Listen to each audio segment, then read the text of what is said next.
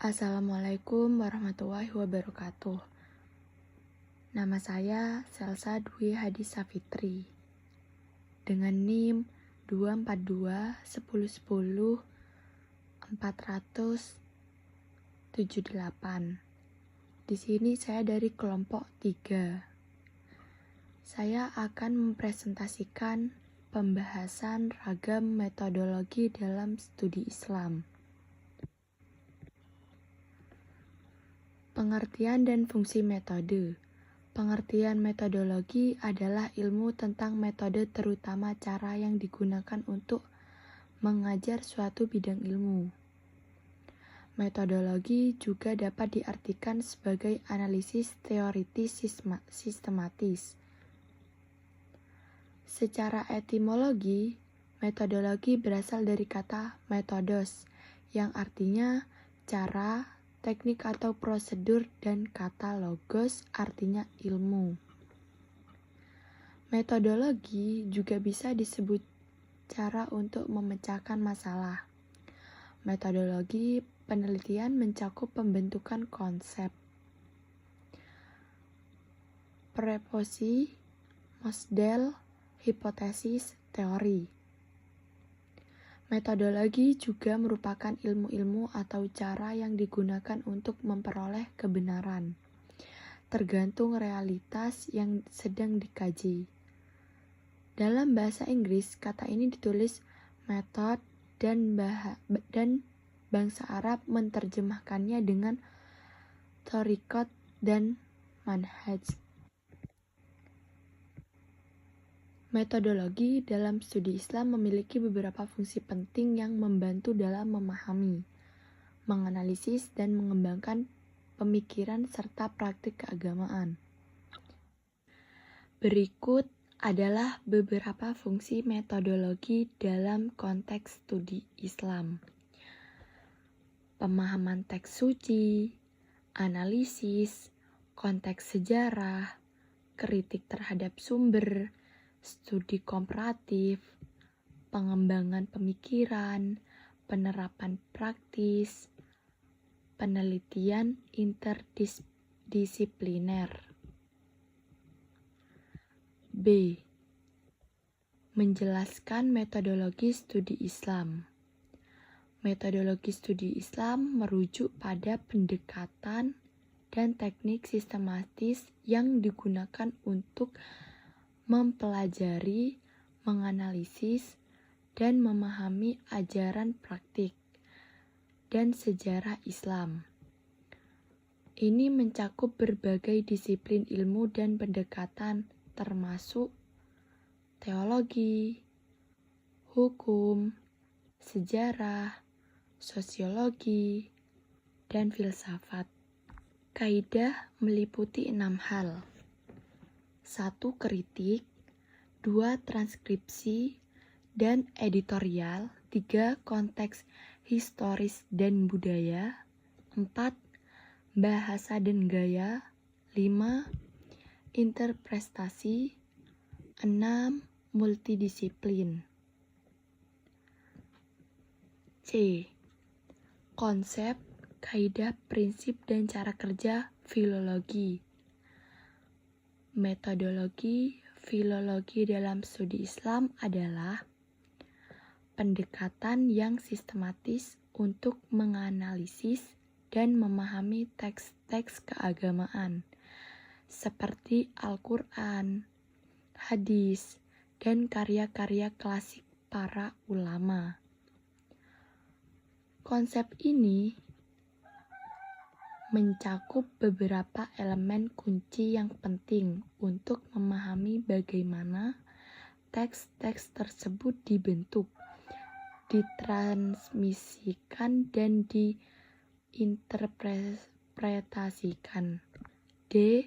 Konsep metode fenomenologi.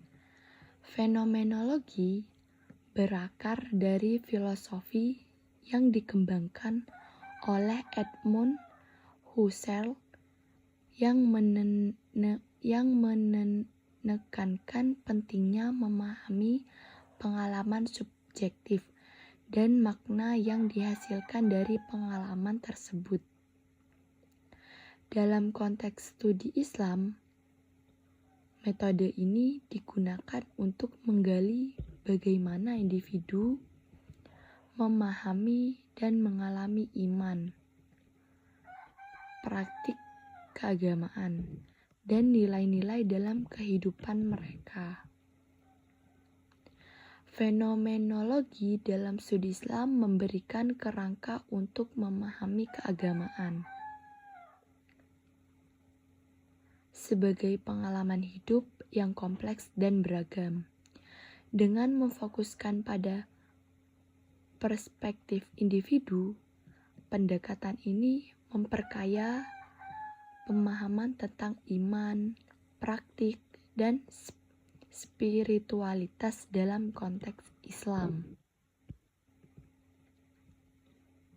Pendekatan subjektif.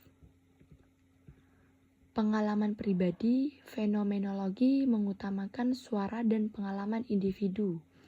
Dalam studi Islam, ini berarti memahami bagaimana seorang muslim mengalami iman, ritual, dan praktik keagamaan secara pribadi.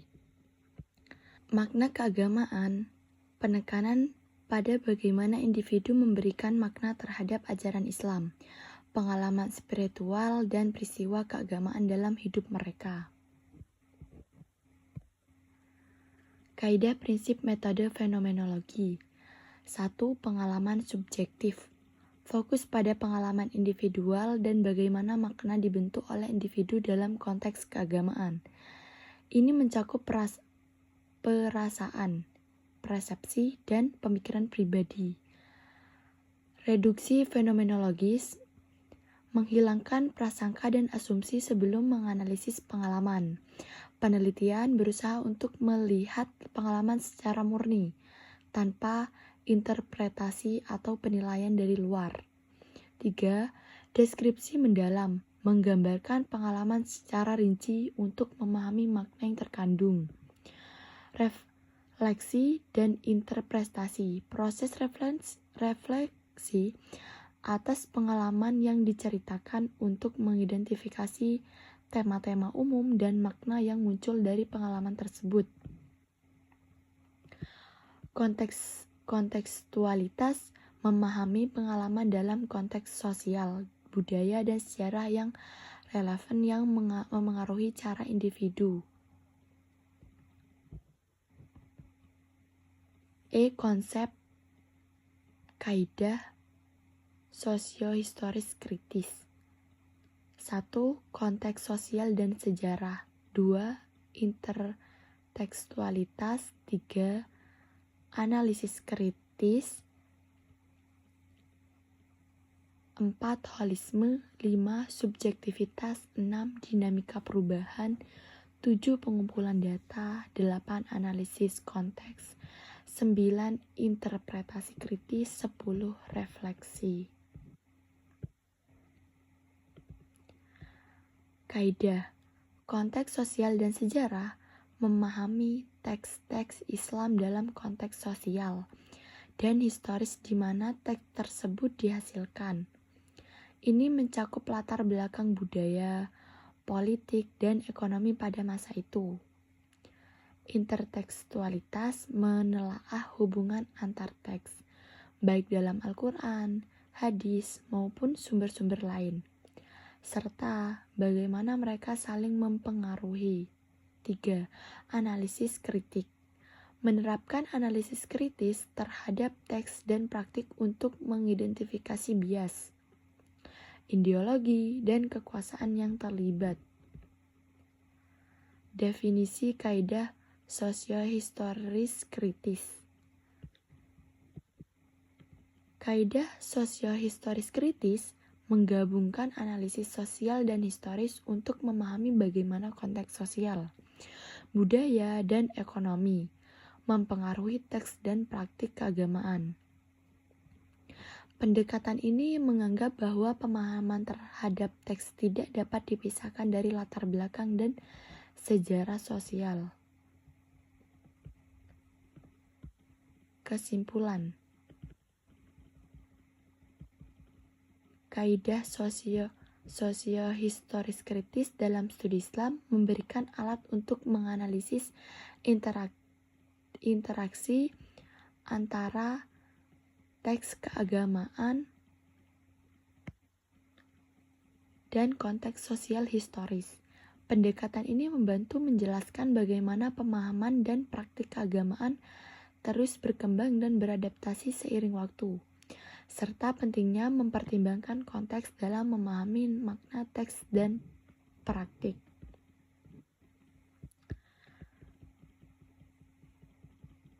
F. Konsep kaidah komparatif. Definisi metode komparatif. Metode komparatif adalah pendekatan penelitian yang bertujuan untuk membandingkan elemen-elemen dari berbagai tradisi keagamaan atau pemikiran, termasuk dalam konteks Islam. Metode ini bertujuan untuk mengidentifikasi persamaan, perbedaan, dan dinamika yang ada di antara tradisi yang dibandingkan. Kelebihan metode komparatif: memperluas perspektif, memberikan sudut pandang yang lebih luas tentang tradisi keagamaan dan membantu menghindari pandangan yang sempit. Dialog lintas budaya, mendorong pemahaman dan dialog antara umat beragama yang berbeda. Kritis dan analitis, mengembangkan kemampuan berpikir kritis melalui analisis mendalam. Tentang dalam metode komparatif. Bias. Menghindari bias dalam pemilihan data yang analisis adalah kunci untuk mendapatkan hasil yang objektif. Kontekstualisasi yang kompleks. Masing-masing tradisi memiliki kompleksitasnya sendiri yang perlu dipahami dengan baik agar perbandingan tidak menyesatkan. Kaidah. 1. Komparabilitas. 2. Objektivitas. 3. Kontekstualisasi. 4. Transparansi. 5. Interdependensi. 6. Keberagaman dalam tradisi. 7. Etika perbandingan. 8. Pentingnya dialog. Proses kerja dalam metode komparatif. 1. Identifikasi tema atau elemen yang akan dibandingkan. 2. Pengumpulan sumber dan data. 3. Analisis konteks. 4. Analisis perbandingan. 5. Interpretasi hasil analisis. 6. Evaluasi dan refleksi. 7. Kesimpulan. 8. Penyampaian temuan. Kesimpulan. Studi keislaman atau Islamic Studies adalah usaha untuk mempelajari hal-hal yang berhubungan dengan Islam secara empiris dan ajaran-ajarannya. Pengertian semakna adalah usaha-usaha sadar dan sistematis untuk mengetahui dan memahami serta membahas secara mendalam tentang seluk-beluk dan hal-hal yang berhubungan dengan ajaran Islam dan dalam ajaran, sejarah maupun praktek pelaksanaannya secara nyata dalam kehidupan sehari-hari. Arah studi Islam adalah fenomena agama dengan berbagai pandangan dan bukan untuk mempersempit makna agama pada persoalan ketuhanan, kepercayaan, kredo dan ibadah.